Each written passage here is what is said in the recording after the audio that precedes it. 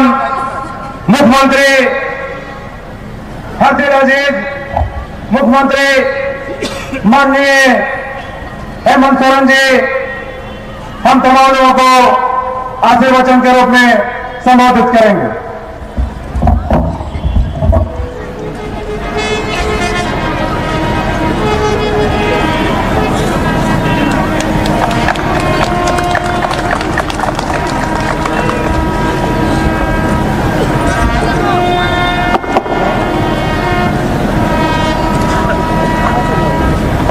सबसे पहले तो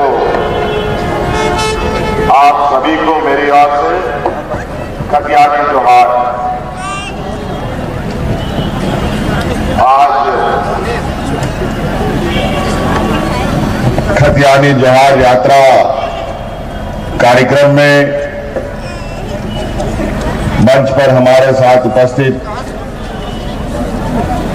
हमारे मंत्रिमंडल के सहयोगी सत्यानंद भोक्ता जी, यहाँ उपस्थित राज्यसभा सांसद धीरज साहू जी, यहाँ उपस्थित विधायक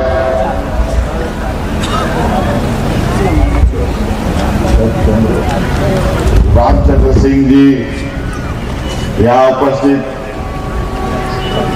विधायक जीगा जी, यहाँ उपस्थित पूर्व विधायक बंधु तिर्की जी, यहाँ उपस्थित पूर्व विधायक सुखदेव भगत जी, यहाँ उपस्थित हमारे गठबंधन दल के सभी क्रांतिकारी साथीगण, कार्यकर्तागण और विशेषकर आज इस खतियानी यात्रा को और बल देने के लिए और आशीर्वाद देने के लिए और ताकत देने के लिए लोहरदगा जिले के विभिन्न गांवों से, पंचायतों से, प्रखंडों से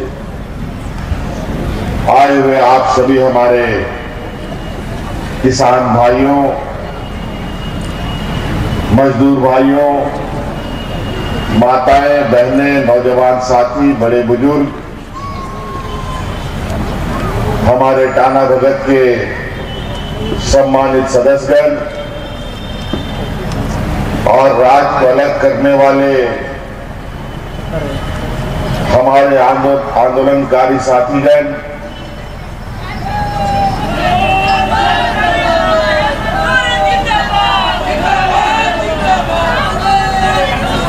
आप सबका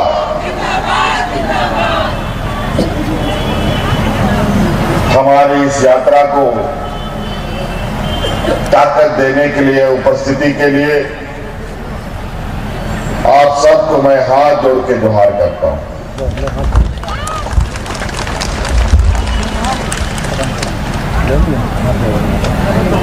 आपको लगता होगा ये खतियानी जोहार क्या है?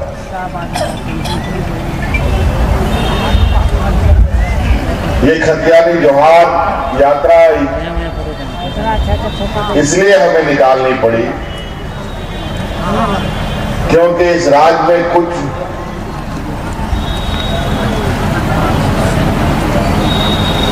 गिरोह सक्रिय है जो हमारे आंदोलन और हमारी लड़ाई, हमारी कुर्बानी, हमारे पूर्वजों के शहादत का हंसी उड़ाते हैं। हम आदिवासी, दलित, पिछड़ा, अल्पसंख्यकों का मजाक उड़ाते हैं।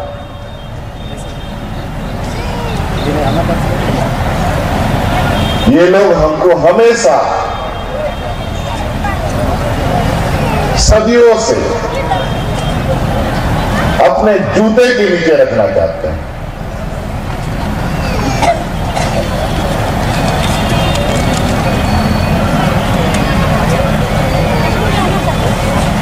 सदियों से इन लोगों ने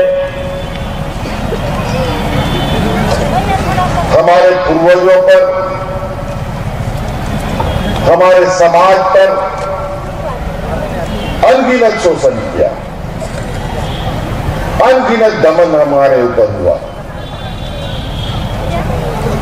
हम लोगों की मां बहनों की इज्जत लूटी गई, हमारे खेत खलिहान लूटे गए,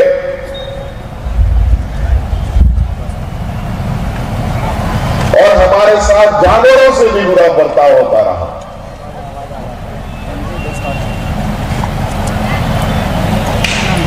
हम अपने खेत में धान रोपते थे और काट के कोई और लेके चला जाता था।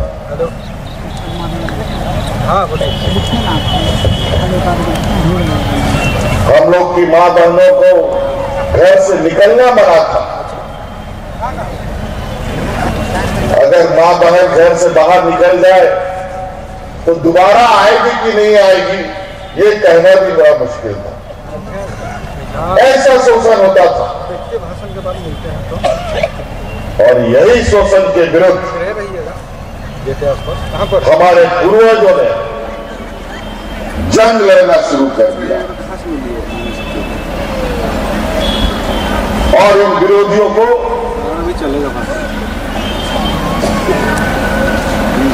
लगातार इनके साथ संघर्ष करते रहे। चाहे वो भगवान बिरसा मुंडा हो, चाहे वीर बुद्धू भगत हो, चाहे मीरामद पीताम्बर हो, चाहे सिद्धू कानू हो, चाहे तिलका मांझी हो, चांद भैरव हो, अनेक ऐसे वीर सपूत जिन लोगों ने ऐसे शोषणों के विरुद्ध अपना जंग प्रारंभ कर दिया।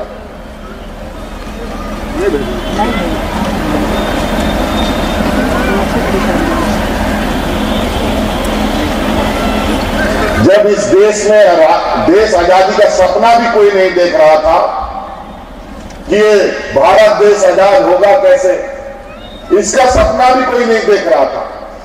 उससे पहले से हमारे ये पूर्वज लड़ रहे थे हमारे इस शोषण और दमन के विरुद्ध। लेकिन हमको इतिहास में बहुत ज्यादा जगह नहीं मिलता है। हमारे वीर सपूतों को बहुत ज्यादा नहीं पूजा जाता है।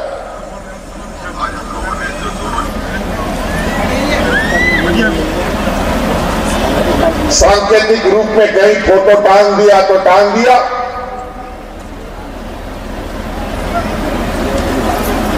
हमें आदिवासी दिवस पर हमें कोई बधाई और शुभकामनाएं नहीं देता।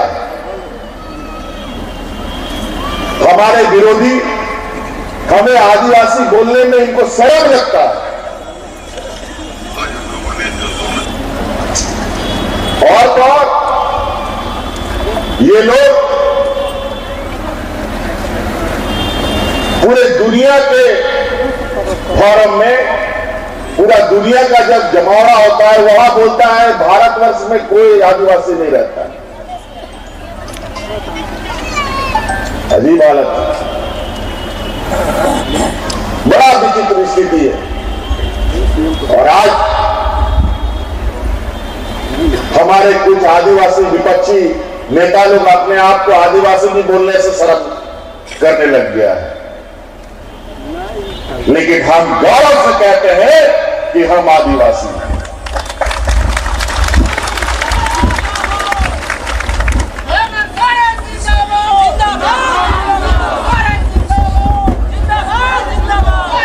और आज इसी पीड़ा को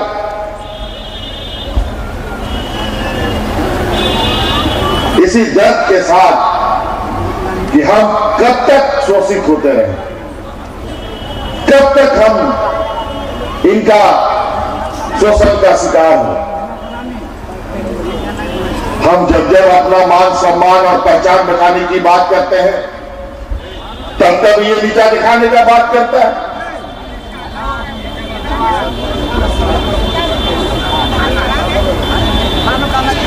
कभी अखबार के माध्यम से, कभी आजकल मोबाइल में फेसबुक, ट्विटर, व्हाट्सएप बड़ा चलता है, उसके माध्यम से इधर आ करके दो, जमीन से भिजवा देंगे। जो भ्रष्टाचार इधर आकर के दो, उधर से नहीं घुसने देगा, इधर आओ ना। और तरह तरह के कहीं से मंच पर आओ, इधर नाम देकर हमें बदनाम करने का काम करता है। आओ दिलवा देंगे, आओ दिलवा देंगे। जिसका बाप अपना बचपन, जवानी, बुढ़ापा इस राज के जनमानस के लिए कुर्बान कर दिया हो, क्या उसका बेटा बेईमान हो सकता है?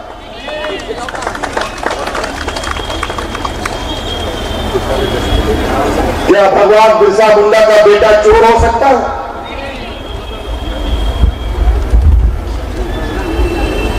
और ये लोग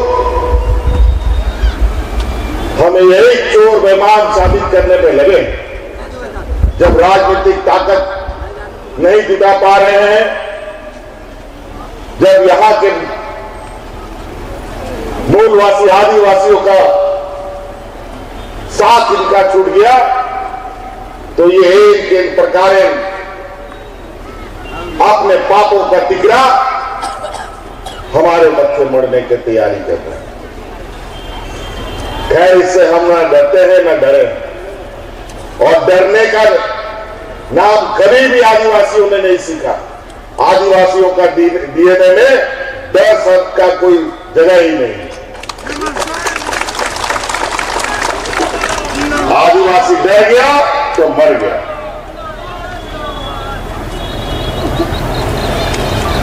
इसलिए वो डराने, धमकाने और षड्यंत्र रचने का काम बंद कर दे। आज यहां जो लोग आए हैं, ये लोग हवाई जहाज पर चढ़ने वाले लोग नहीं है। ये बड़े बड़े पूंजीपति और व्यापारी नहीं है जो तुम्हारे जमातों में आते हैं, तुम्हारे मीटिंगों में आते हैं। ये वो लोग हैं जो लोग रोज अपना मेहनत करते हैं और अपना पेट पालते हैं, और हम उनका मार्गदर्शक है, हम उनको रास्ता दिखाते हैं। आज आदरणीय गुरुजी ने हमें रास्ता दिखाया। उनके रास्ते चलते चलते हमें अलग राज मिला, लेकिन राज मिलने पर भी हमारा अधिकार हम तक नहीं मिला। वो इसलिए कि राज बनने के बाद सबको यही लगा कि राज्य अपने आप विकास करेगा, हमको अपना अधिकार अपने आप मिलेगा, लेकिन सही में ऐसा नहीं होता है। गरीब को अधिकार कभी भी कोई घर में लाकर नहीं देता है।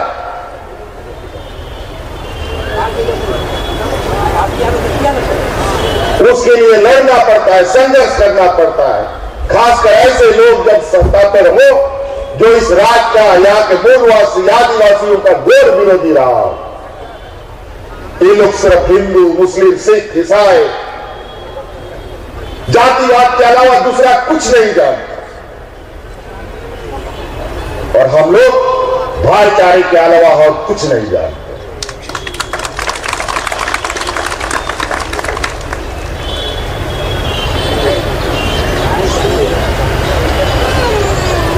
पांचों अंगुली एक बराबर नहीं है, सब छोटा बड़ा है, तब जाकर के मुट्ठी बनता है और ताकत बनता है। अगर एक जैसा सब अंगुली हो जाए तो ठूठा कहलाता है। और ये लोग वही सिर्फ हिंदू मुस्लिम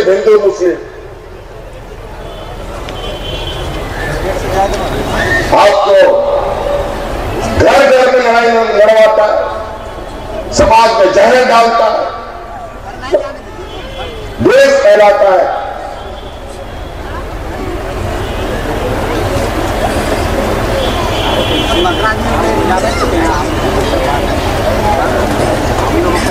कई ऐसी चीजें जो आज हम आपको बताने इसलिए आए हैं कि आज जिस तरीके से अलग राज के लिए हम लोगों को 35 साल 40 साल लग गया, और हमारे पूर्वजों को लड़ते लड़ते अनेक लोग शहीद हो गए, अनेक लोग आंदोलनकारी अभी बेचारे पेंशन के लिए धक्के खा रहे हैं। 20 साल इन लोगों ने राज्य को दिशा देने का काम किया, सत्ता पे रहे। ये हमारे विरोधी लोग, हमारे ही विरोधी नहीं, झारखंड विरोधी लोग, इन लोगों ने 20 साल तक राज किया इस राज्य में। और यही वजह है कि हमारे आंदोलनकारियों को आज तक सम्मान नहीं मिला ठीक से।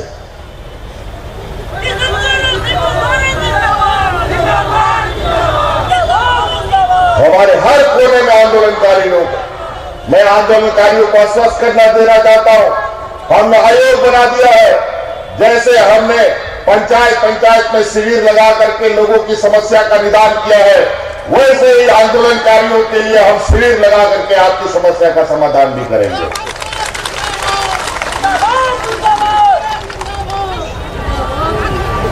आपके दुख, आपके तकलीफ को हमसे ज्यादा कोई नहीं समझ सकता। कभी आप लोगों ने 20 साल में सुना है कि पदाधिकारी गांव जाता है, शिविर लगाता है और आपकी समस्या का समाधान सुना हो? लेकिन आपकी इस सरकार ने, आपके इस बेटे ने आपके घर घर, पंचायत में बीडीओ, सीओ और अफसरों को भेजकर आपकी समस्या का समाधान निकालने का काम किया। और तो आपके लिए जो योजना पहले 20 सालों में कागज में बंद करके कागज नहीं खत्म हो जाता था और ये व्यापारी लोग अपना जेब भरता था, वो सारी योजनाओं का गठरी बांध कर आपकी योजना, आपकी सरकार आपके द्वार पे भेज करके हम लोगों ने आपको योजना पहुंचाने का काम किया।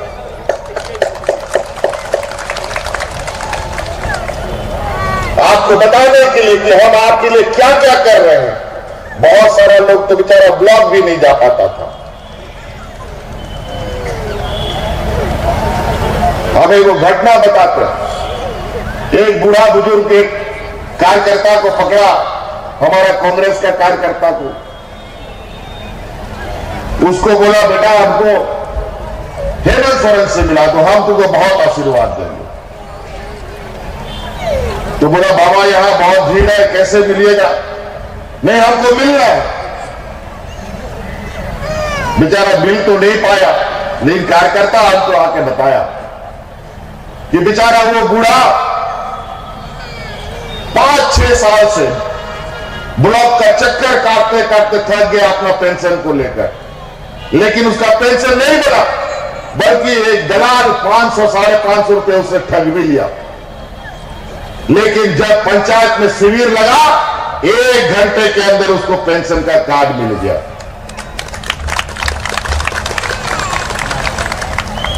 इसी खुशी के लिए वो हमसे मिलना चाहता है। और यही मुस्कान हम गांव के लोगों के चेहरे पर देखना चाहते हैं, किसानों के चेहरे पर देखना चाहते हैं, महिलाओं के चेहरे पर देखना चाहते हैं, बच्चियों के चेहरे पर देखना चाहते हैं। आज इसीलिए हम इस राज्य की मनोदशा को देखते हुए हमारी जो योजना है वो विशुद्ध रूप से आपके लिए योजना है। अब आपको इसमें बढ़ चढ़ करके हिस्सा लेने की आवश्यकता है। अभी शिविर लगा के हम लोगों ने सिर्फ आपको, आपके दरवाजे को ठकठकाया है, बताया है। वो योजना बंद नहीं होगा, वो योजनाएं चलती रहेंगी।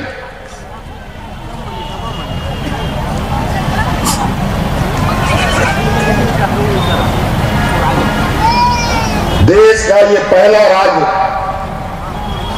बना है जहां पर सभी बुजुर्ग, सभी विधवा महिला, सभी विकलांग और सभी एकल महिलाओं को पेंशन देने का कानून हम आपके लिए बना दिए।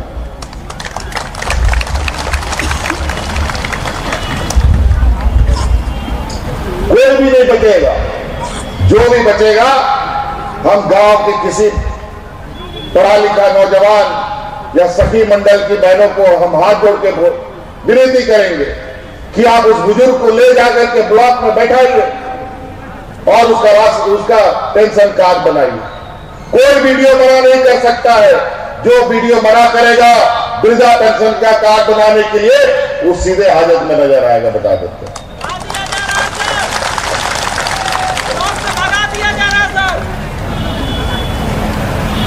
आपसे भी बात करते हैं। बिल्कुल, आज हम लोगों ने आपके 2 जिलों का रिव्यू किया है। मुझे पता चला कुछ जगह पेंशन उनशन नहीं मिला, कुछ जगह कुछ योजनाएं नहीं गई है। अभी खूब झाड़ लगा है पदाधिकारी लोगों को।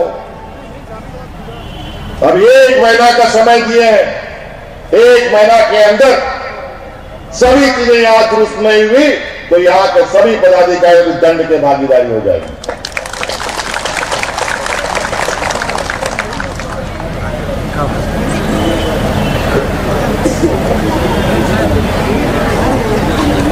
कभी आप लोग सोचे थे कि आपका आदिवासी बेटा,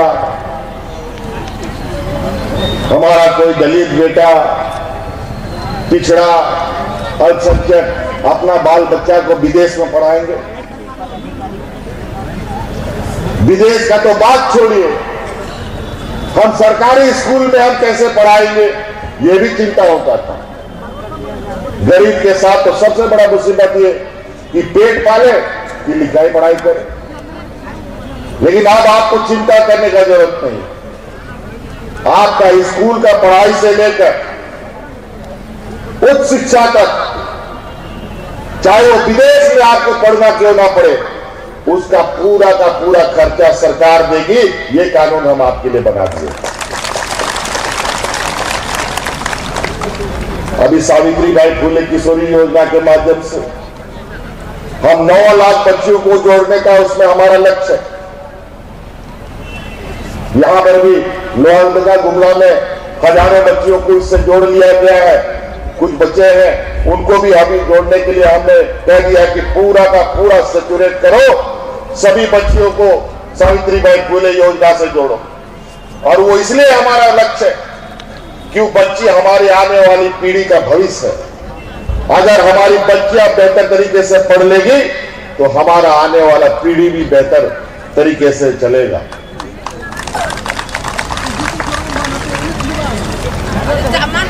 आपको कोई भी पढ़ाई पढ़ना हो, हमारे बच्चों को, हमारे बच्चियों को, लड़का हो या लड़की, आप इंजीनियर पढ़ना चाहते हैं, डॉक्टर पढ़ना चाहते हैं, उसके लिए भी सरकार आपको पैसा देगी। आपको नौकरी के लिए कोई तैयारी करना है, रेलवे का तैयारी करना है, यूपीएससी, जेपीएससी, बैंक, जज बनने का तैयारी करना है, वकील बनने का तैयारी करना है, उसके लिए अगर आपको कोचिंग का जरूरत पड़ेगा तो कोचिंग का भी सरकार पैसा देगी और रहने खाने का भी पैसा सरकार देगी। ये भी कानून आपके लिए बना दिया। आज जितना हमारा आदिवासी दलित पिछड़ा भाई जज बन गया, गिरने से भी नहीं मिलेगा हाथ में, भुला गया एक आध लोग जो बन गया।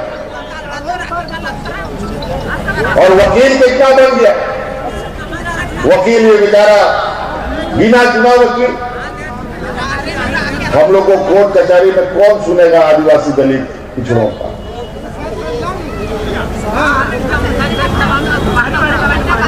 आपकी भावनाओं को कोई नहीं समझ सकता। आपके लोगों के बगैर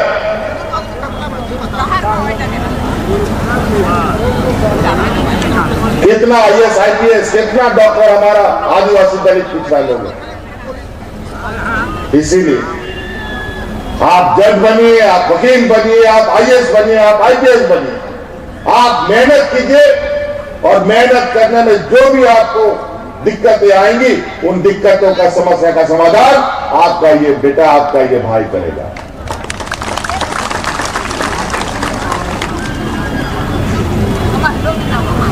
बीस साल में तो कभी पदाधिकारी आपके पंचायत में नहीं गया था। क्यों आपका ये सरकार बना तो पदाधिकारी जहां सड़क नहीं है, जहां रोड नहीं है, कोई ट्रैक्टर में, कोई बैलगाड़ी में, कोई मोटरसाइकिल में, फोटोकॉपी मशीन, कंप्यूटर ले जा करके वहां आपके लिए काम कर रहा है।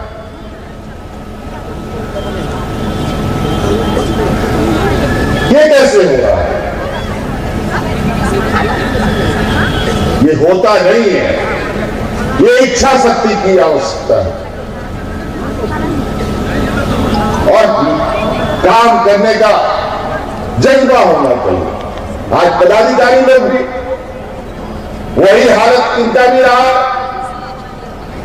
ये भी पूर्व की सरकार में पदाधिकारियों का भी दम भर पिटाई हुआ है, दम भर शोषण हुआ है। आज पदाधिकारियों के चेहरे पे मुस्कान देखिए। यहां कार्यरत पुलिस पदाधिकारी लोग हैं, इन लोग का भी स्थिति क्या था पहले इनसे भी पूछ लीजिएगा, हमको बताने का जरूरत नहीं है।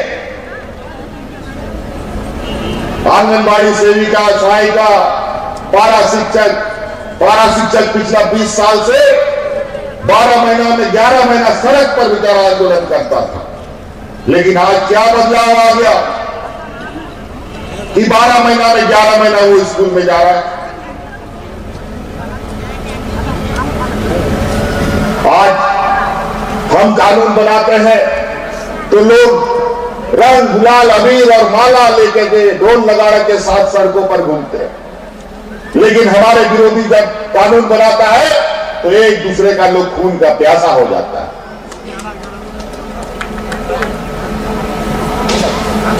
हम जब 1932 का खतियान लागू करने का नियम बनाए, कानून बनाए, विधानसभा से पारित किए तो इनके छाती में सांप लौटने लगा। बोला हमने भी तो 1932 का कानून बनाने का काम किया था। हम बोले हाँ, आपने ऐसा कानून बनाया था कि अनेकों लोगों की जानें चली गई, एक दूसरे का लोग खून पीने के लिए तैयार हो गया। लेकिन हमने जब कानून बनाया तो रंग गुलाल अबीर लगा करके लोग घूमने लगे। यही फर्क है हमारे और आप में।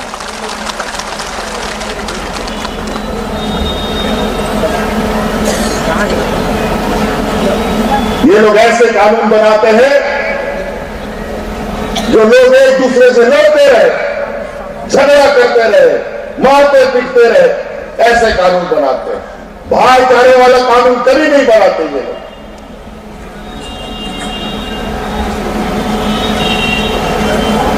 आप लोगों ने पहले सुना होगा विधायक का, मंत्री का, मुख्यमंत्री का घर घेराव होता था और अपनी मांगों को लेकर पूरा आंदोलन, लाठी डंडा सब चलता था। कितनी आंगनबाड़ी महिलाओं पर लाठी चला ये सबको मालूम है। पारा टीचर कितने लाठी डंडा खाए सब मालूम है। उन बातों को नहीं दोहराएंगे। लेकिन ऐसा क्या परिवर्तन आ गया कि आज मंत्री, मुख्यमंत्री का घर घिरा होता है उसको रंग लगाने के लिए, उसको मिठाई खिलाने के लिए, उसको गुलाल लगाने के लिए।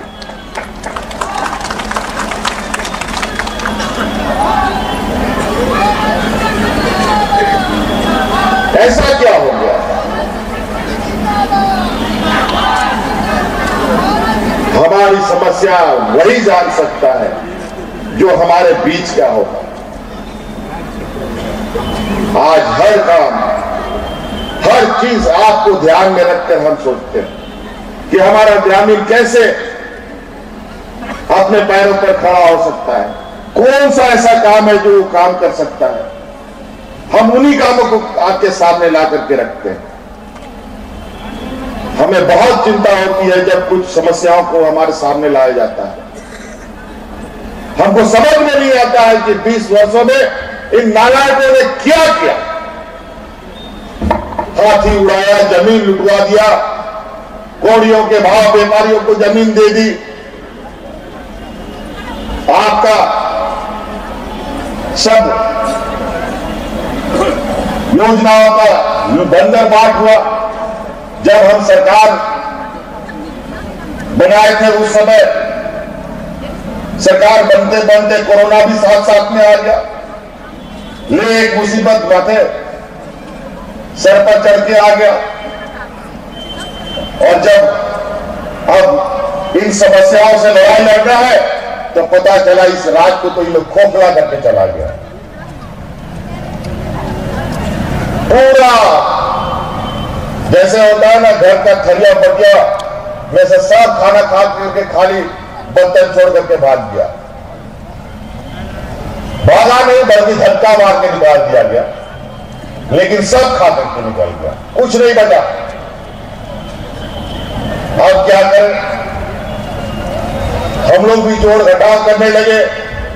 भाई रात को चलाना है तो संसाधन तो चाहिए, गाड़ी चलाना है तो गाड़ी में तो तेल तो चाहिए, खाना बनाना है तो दाल भात सब्जी तो चाहिए, कहां से आएगा? तो हम लोग भी थोड़ा मोटा बुद्धि में जोड़ घटाव करना शुरू किए कि राज्य सरकार के पास पैसा कहां से आएगा। तो पता चला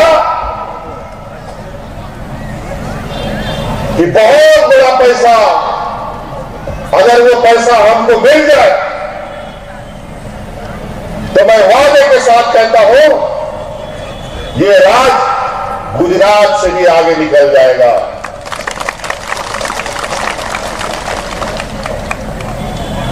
पता चला इस राज्य में सबसे अधिक काम क्या होता है? गरीबी के अलावा दूसरा काम क्या है? यहां पर सबसे अधिक काम होता है खदान का काम।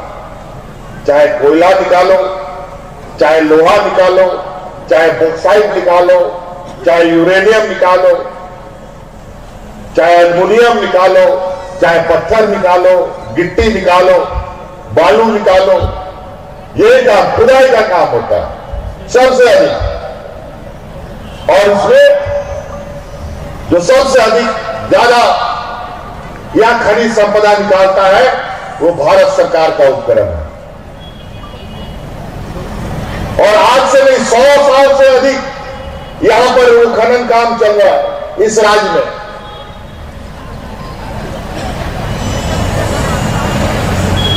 और उस समय से रैयत जमीन में ये लोग अपना कम बेसी मुआवजा दे करके जमीन ले लेता था कौड़ी के दाम पर। लेकिन सरकार का जो जमीन है उसका कभी भी इन लोगों ने कोई मुआवजा नहीं दिया। 100 साल का जब हम हिसाब निकाले सरकारी जमीन का मुआवजा तो पता चला कि 1,30,000 करोड़ से अधिक बकाया भारत सरकार के पास। हम भी 3-4 बार उसको जोड़ घटाव करके देखे कि हम सही गिन रहे हैं कि गलत गिन रहे हैं, कहीं हाथ तो नहीं तो जा रहा है कि इतना बड़ा कैसे हो सकता है।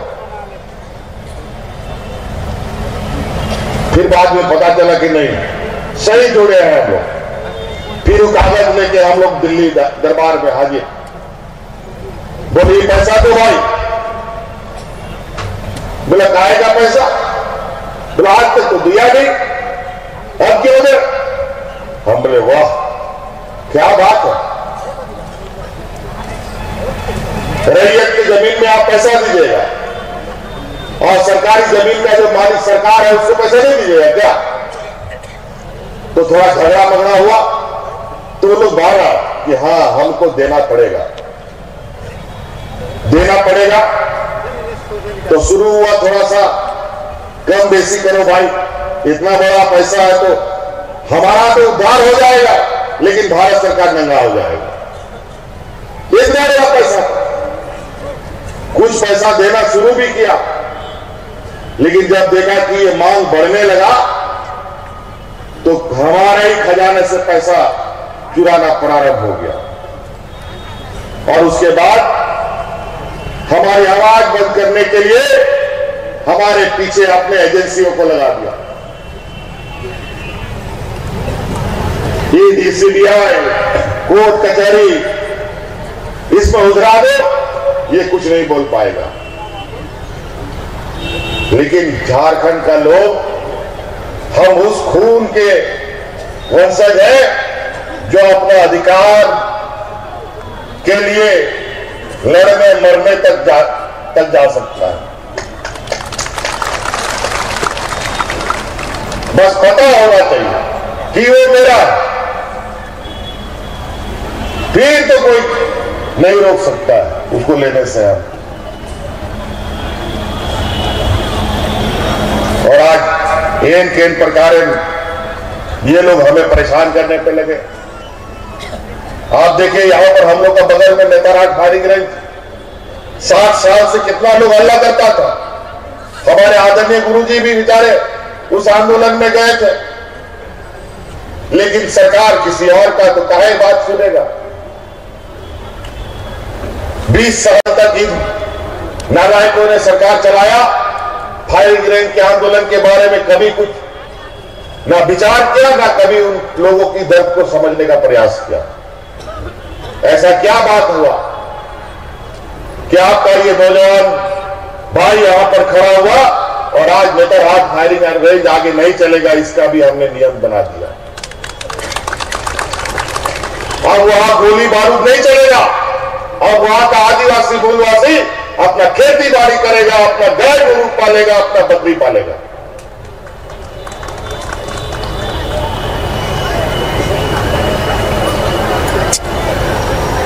बिल्कुल स्पष्ट बात है।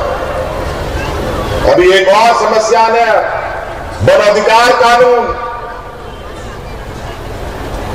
अगर आप सुने होंगे हमारी कुछ आपत्तियों के विषय में, भारत सरकार ने एक वन अधिकार कानून में बदलाव किया है, और वो ऐसा बदलाव कि अब ग्राम सभा नहीं होगा। बिना ग्राम सभा का ही कोई पट्टा वट्टा माइनिंग वाइनिंग का जिम्मा कंपनियों को दे दिया जाएगा। जब कंपनी को दे दिया जाएगा तब कंपनी आपके साथ बैठक करके मोल मुटाव करेगा। अगर ऐसा हो गया तो खत्म हो गया है राज दिवस, बता देता। तो हमने प्रधानमंत्री को चिट्ठी लिखा है अभी कुछ दिन पहले कि प्रधानमंत्री जी ये कानून आदिवासियों के लिए बिल्कुल ही विपरीत है, आदिवासी इससे उबर जाएंगे, खत्म हो जाएंगे। इसलिए आपके इस बदले हुए कानून को मानना झारखंड सरकार की बस की बात नहीं।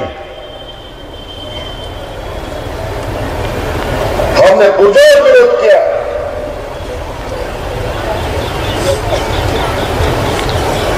अब उस पर क्या आगे टिप्पणी होगा ये अभी सुनना बाकी है। अगर हम योजनाएं बताना शुरू करेंगे तो दिन से रात हो जाएगा। अभी कई चीजें हमारे बच्चों के लिए, विशेषकर बच्चों के लिए पढ़ाई की आप चिंता मत कीजिए, आप लोग पढ़ते रहिए और आने वाले समय में राज का जिम्मा उठाइए, अपने कंधों पर राज का बागडोर उठाइए। आज हम अकेले हैं, आज आप हमारा साथी बनने का, मेरा सहयोगी बनने का काम करें, ताकि ये राज हमने बनाया है और ये राज हम अपने हाथों से संवारेंगे।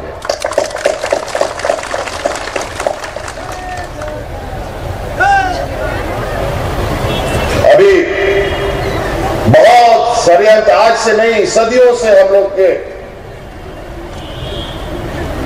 समाज के अंदर शोषण दमन का एक दौर ऐसा रहा जिसका साया अभी भी नहीं हटा है।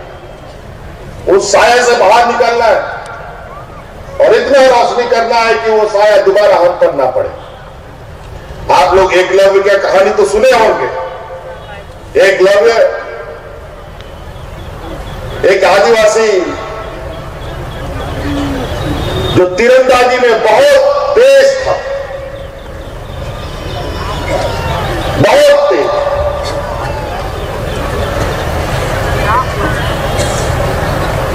और वहीं पर राजा महाराजा के सुपुत्र उनसे कमजोर थे, तो पता चला कि उनका जो गुरु था द्रोणाचार्य, उस एकलव्य से अपना अंगूठा ही दान में मांग लिया। ले जब अंगूठा दान में मांग लिया तो बेचारा तीर धनुष चलाएगा कैसे? अब वो पीछे हो गया और राजा का बेटा आगे हो गया। अब वो दौर नहीं रहा, अब कोई एकलव्य अपना अंगूठा दान नहीं देगा।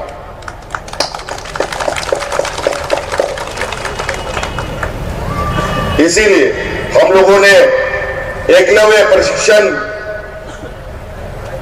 केंद्र हम लोग शुरू करने जा रहे हैं, जहां आप अपना हुनर तराश कर बेहतर रोजगार की दिशा में जा सकते हैं। अभी अभी हमारे श्रम मंत्री जी ने बताया कि एक लड़का यहां का पेंटर का प्रशिक्षण लेके गया है और वो विदेश चला गया और आज के दिन में 1 लाख रुपया महीना उस मजदूर को मिल रहा है तनख्वाह के रूप में। इतना अच्छा पेंटिंग करता था घर का कि लोग उसको विदेश लेके चला गया और 1 लाख रुपया महीना कमा रहा है। हमारा ये श्रम विभाग ऐसा विभाग है जो इस राज्य के लिए बहुत ही महत्वपूर्ण है।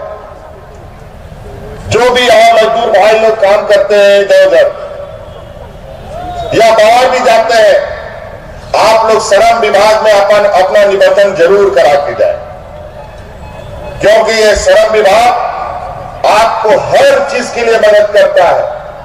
बच्चा का जन्म से 6ठी तक, शादी ब्याह तक आप काम करना चाहते हैं, कुदाली गैती हल बैल, उसके लिए भी पैसा देता है।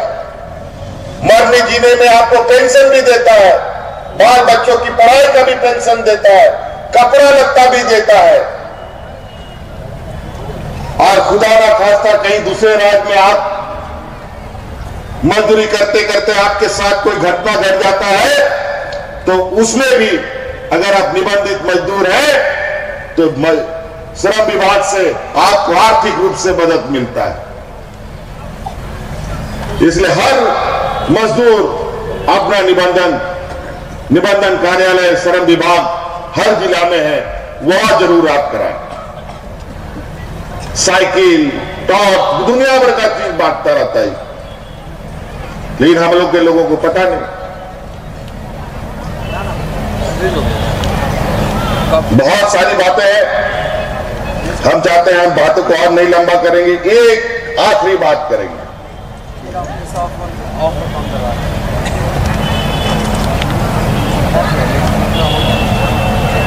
हमारे सामने कुछ ऐसी बातें आती है जो हमारे दिल को काफी हिला के रख देता है। हमको यहां जानकारी मिली है कि 40-45% जो हमारे बच्चे जन्म लेते हैं इस राज्य में वो कुपोषण का शिकार हो जाते हैं। कमजोर बच्चा पैदा हो रहा है। 50% से अधिक हमारी महिलाएं, बच्चियां, माताएं खून का कमी का शिकार है। तभी आप सुनते होंगे स्कूल वगैरह में आयरन का टैबलेट बांटता है, कोई फायदा नहीं होने वाला इससे। और हमको समझ में नहीं आता है कि ये अभिशाप आ कैसे गया, क्योंकि हम भी देखते हैं हमारे घर गोतियारी में 80 साल, 90 साल, 100 साल से भी अधिक बूढ़ा बुजुर्ग लोग अभी भी जिंदा है और लाठी पकड़ के खेल भी जाता है। उन लोग तो कमजोर नहीं है, लेकिन अब हमारे बच्चे क्यों कमजोर पैदा हो रहे हैं, हमारी महिलाओं में खून की कमी क्यों हो रही है, बड़ा चिंता का विषय।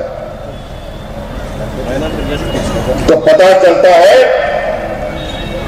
ऐसा कारण इसलिए हो गया कि हमारे पूर्वजों की जो व्यवस्था थी, हमारे पूर्वजों ने जो हमें रास्ता दिखाया, उस रास्ता से हम भटक गए हैं। और भटक कैसे गए हैं आप याद कीजिए। अगर घर में 70 साल की अगर बूढ़ा बुजुर्ग दादा दादी लोग हैं, नाना नानी लोग हैं, तो 70 साल पीछे जाकर के पता कीजिए तो आपके घर में गाय, बकरी, मुर्गी, सुअर, बतख, ढेर सारा जानवर होता था। और उस समय के बाद अभी आप देखिएगा तो घर में एगो गलती से बकरी होगी तो एगो मुर्गा होगा, एगो गाय होगी, या वो भी नहीं होगा। जिस घर में गाय हो, दूध हो, अंडा हो, मछली हो, मांस हो, अगर इतना पौष्टिक चीज खाने का हो तो काहे का कुपोषित बच्चा पैदा होगा, काहे महिला कमजोर होगी, काहे उसको खून का कमी होगा। और अब तो हम लोग जिंदा रहते हैं राशन कार्ड पर, सरकार राशन दिया तो जिंदा है, नहीं दिया तो मारे गए।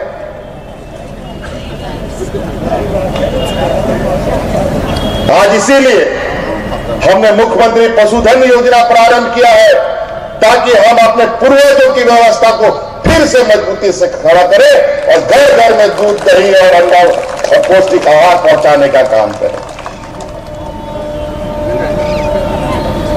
और आज आपको मुख्यमंत्री पशुधन के जरिए जानवर देने का तो हम काम कर रहे हैं, साथ साथ में जानवर आप कहां रखिएगा वो भी हम लोग आपको साथ साथ में दे रहे हैं। पशु शेड भी आपको उपलब्ध कराया जा रहा है।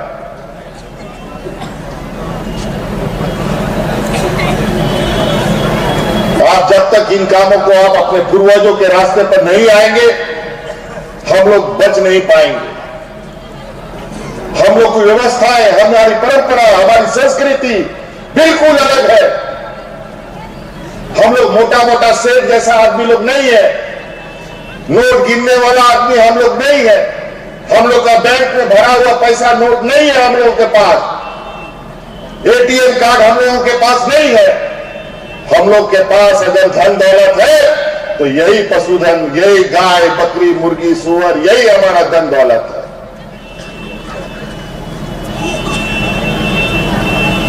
खेत खलियान, यही हमारा एटीएम कार्ड है, यही हमारा बैंक बैलेंस है।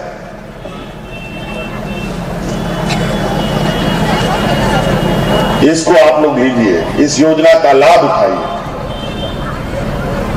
और यहां एक और समस्या हम लोग के बीच में, पता नहीं एक समस्या से निजात पाते दूसरा समस्या सामने आके पार जैसा खड़ा हो जाता है। एक बहुत बुरा परंपरा हमारे बीच में घुसा है और हमको लगता है इसके पीछे भी गिरोह काम कर रहे हैं और बहुत सुनिश्चित तरीके से वो गिरोह काम कर रहा है। वो दिखाई नहीं दे रहा है लेकिन उसका असर दिख रहा है, और वो है हड़िया दारू हम आदिवासियों के बीच में बिकना। हम जो महिलाएं हड़िया दारू बेचती हैं, हम उनसे हाथ जोड़कर प्रार्थना करना चाहेंगे, आप उस हड़िया दारू का डेगची को उठाकर फेंकिए और सरकार की योजना को माथा में उठा के लेके जाइए। देखिए आपका मान सम्मान कितना बढ़ता है।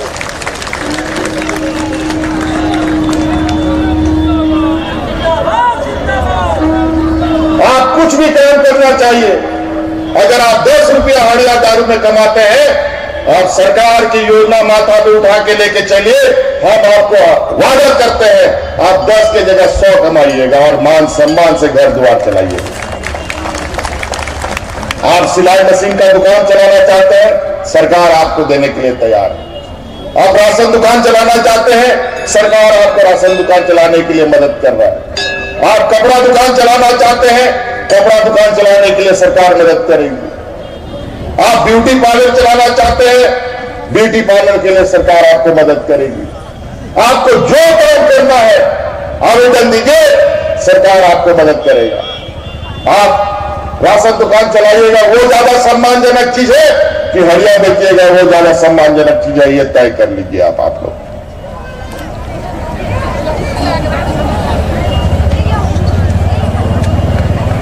हड़िया दारू बेचने के बाद कितना लोगों को बुरा नजर से देखता है, आपको महसूस होता होगा।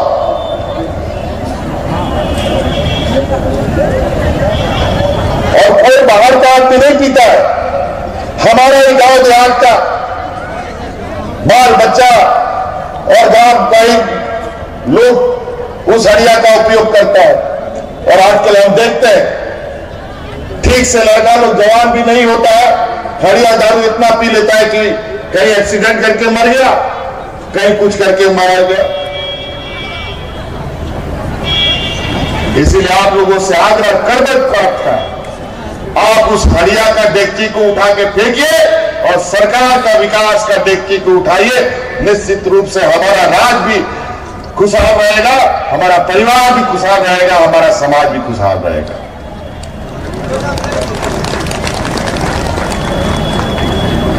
तो इसलिए अभी आपको बहुत संघर्ष करना है। संघर्ष गरीबों के लिए बहुत लगता है ठप्पा मार के आया हुआ है हम लोग के पीठ पर। अगर इससे निजात पाना है तो हम लोगों को थोड़ा हिलना पड़ेगा और ऐसे लोगों को थोड़ा पहचान कर रखना पड़ेगा। आज हर चीज महंगाई आसमान छू रहा है। आज नमक जो 5 रुपए 7 रुपए किलो मिलता था, आज के दिन में 50 रुपए किलो मिलता है। आज सरसों तेल जो 100 रुपए में मिलता था, आज के दिन में 200 रुपए में मिल रहा है। आज पेट्रोल डीजल हो, दुनिया भर का चीज जो सबसे आपका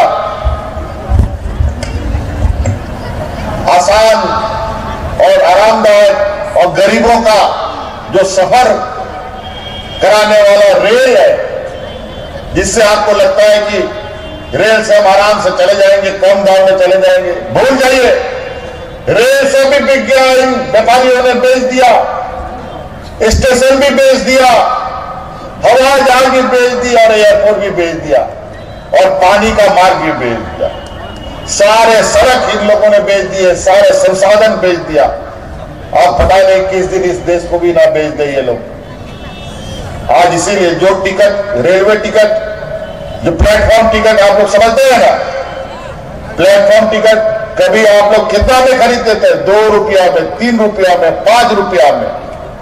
आज वो प्लेटफॉर्म टिकट 50 रुपया में बिकता है।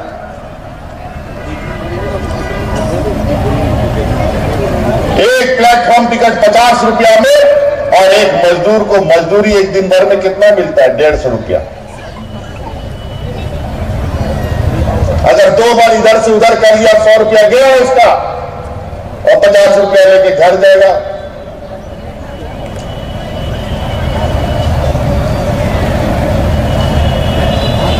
आज इसीलिए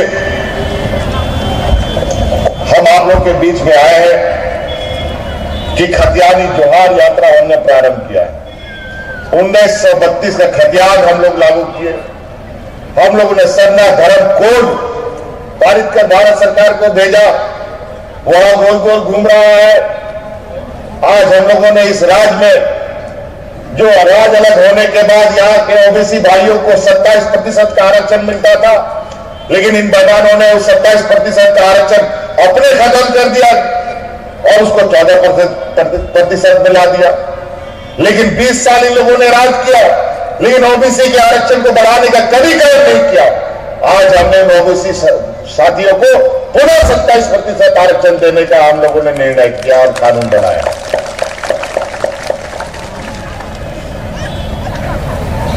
आज इसीलिए हमारे इस निर्णय के साथ इस राज्य की जनमानस हमारे साथ खड़ी है कि नहीं खड़ी है, ये हम देखने के लिए आज इस खतियान यात्रा हमने प्रारंभ किया है।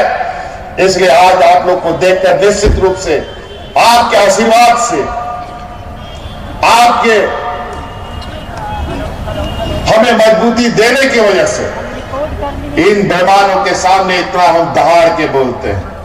आपका सहयोग रहा तो इनको हम लोग इस राज्य में जो इनकी षड्यंत्र है वो हमेशा के लिए समाप्त कर दे।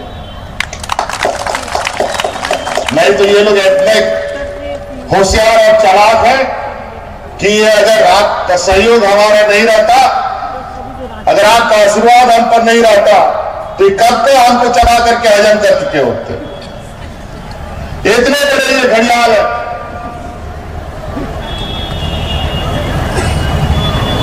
आज इसीलिए यहाँ के आदिवासी मूलवासियों को एक छत पे रहने की आवश्यकता है ताकि हम इस राज्य का सर्वांगीण विकास कर सके।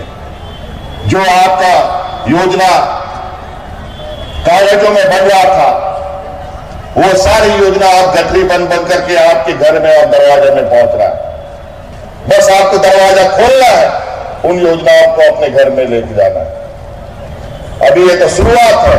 2 साल तो कोरोना में ही उठा पटक करते रह गए हम लोग, और कोरोना से बाहर निकले अभी 8-9 महीना काम में, तो इन लोग का इतना पेट दर्द हो गया। पेट दर्द तो छोड़िए, पेट झड़ी भी शुरू हो गया है। अभी और समय बाकी है, इसमें क्या करेगा भगवान जाने ये लोग, और कौन सा षड्यंत्र रचेगा।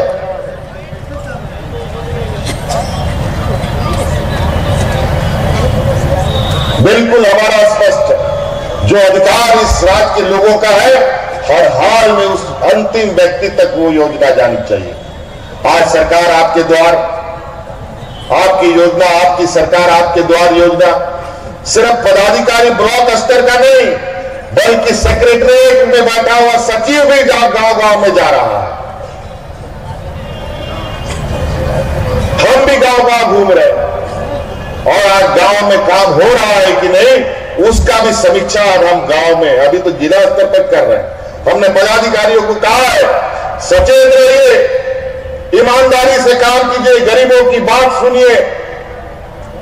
अभी तो हम जिला स्तर पे काम कर रहे हैं, जिला स्तर पर समीक्षा ले रहे हैं।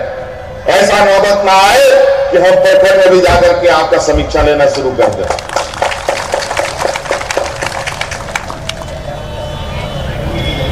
तो इसीलिए हम इन्हीं बातों के साथ एक बार जोरदार नारा हम लोग लगाएंगे, जो खतियान की बात करेगा वही झारखंड में राज करेगा, जो 32 की बात करेगा वही झारखंड में राज करेगा।